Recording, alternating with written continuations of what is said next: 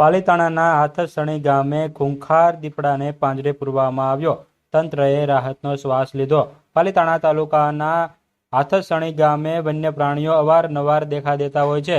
ત્યારે પાલીતાણાના હાથસણી ગામે દીપડો અવારનવાર વન્ય પ્રાણી દીપડો પશુપાલકો સહિતને નુકસાન પહોંચાડતો હતો, જેને લઈને વન વિભાગ દ્વારા પાંજરું ગોઠવવામાં આવ્યું હતું. ત્યારે પાંજરામાં દીપડો પુરાયો હતો. ત્યારે પાંજરામાં દીપડો પુરાતા તંત્રએ રાહતનો શ્વાસ લીધો છે અને ગ્રામજનોમાં પણ હાશકારો જોવા મળી રહ્યો છે. ત્યારે હાથસણી ગામે ખૂંખાર દીપડાને વન વિભાગ દ્વારા પાંજરે પૂરવામાં આવ્યો હતો. ત્યારે દીપડો અવારનવાર વાડી વિસ્તાર સહિતમાં આટાફેરા કરતો હતો, જેને લઈને સ્થાનિકો દ્વારા વન વિભાગને જાણ કરવામાં આવી હતી. ત્યારે દીપડો પાંજરે પૂરવામાં આવ્યો છે.